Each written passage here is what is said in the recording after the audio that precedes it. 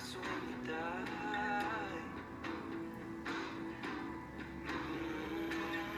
Keep this love in its photograph. We made these memories for ourselves, where our eyes are never closing, our hearts were never broken, time's forever frozen still. So you can keep me inside the pocket of your ripped jeans, holding me closer till our eyes meet. You won't ever be alone. And if you hurt me, that's okay, baby. Only words. Isn't life short?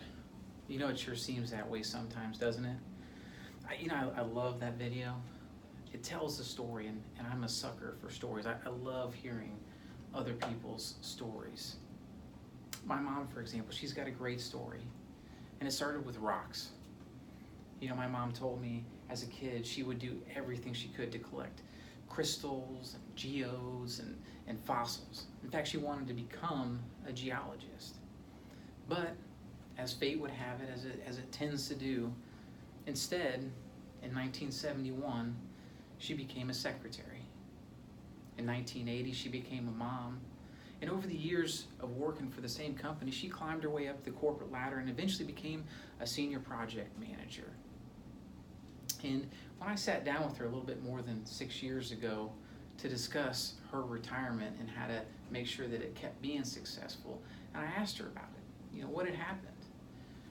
Well, and she told me that between working full-time, raising two independent boys, as she lovingly refers to me and my brother, there just didn't seem to be a lot of extra time, or that it was very practical to study to become a geologist. But that would change. In 1999, my mom decided that after working for the same company for 28 years, that she was ready for a change. She had had enough of corporate America, and she wanted to go back to school and pursue her dream and her love of rocks. Now, mind you, at this time, I was getting ready to go off to school myself. But my mom, she had saved diligently in her 401k, and her advisor at the time assured her that there would be no issues with her being in school as well as me. Now, this was in 1999. Fast forward a year, and we find ourselves smack in the middle of the tech bubble.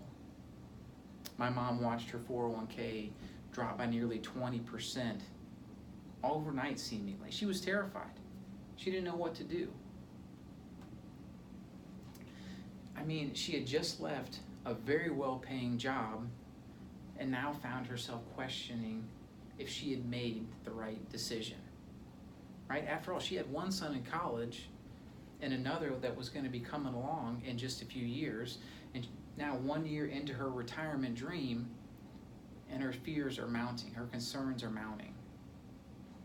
Now, my mom was and is a very hard worker, and it pains me to admit how long it took me to realize that fact. You know, funny how kids, they can only see what's right in front of them, and even then, every now and then they get it wrong, right? They don't see it. But as a family at that time, you know, we had to make some tough decisions. And so I chose to go with my mom's love of rocks, and that I was going to pay for my school. And so after 3 years of taking out student loans, I found myself looking at a growing balance that had really no end in sight, because after I finished my pre-med, I was planning on going on to a physical therapy doctorate program. So with no end in sight, I had what I like to refer to as a stroke of genius. Now, if my parents were in the room, they would agree that it was a stroke. They just wouldn't have put genius on the end of that statement. And I decided that the best way for me to pay for my school was to drop out of school and join the Army. See, I may have had a stroke. So a little more than a year after I made that decision, after I had that stroke of genius, I found myself patrolling the streets of Baghdad with 30 other geniuses. And over that 10 years that I was in the active duty, I learned what it meant to sacrifice. I deployed multiple times as an infantry medic, and after earning a Purple Heart, I went on to nursing school for the Army. And after a time, I met my wife, and I realized that I was done with the military. I wanted to move on, and I didn't want to pursue the medical anymore. And so when I told my mom, and she asked me, well, Harley, what are you going to do? At the time, I wasn't exactly sure. I just knew that I wanted to continue my mission of connecting with and helping people. Now, the Army taught me that I had the capacity. My mom showed me that it was possible. And since leaving the Army and going back to school to study finance, I've been able to continue that mission of helping people, like my mom, who was able to continue her retirement journey and her love of rocks. She was my first client, and I think about that all the time. I really do. I take it very seriously, and she doesn't let me forget, because if I screw this thing up, she's coming to live with me. And while I spent some time in her basement, I don't need her spending any time in mine.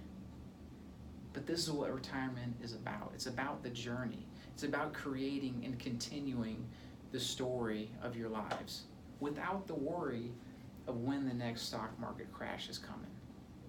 The fact is, there is a better way, and it starts with this.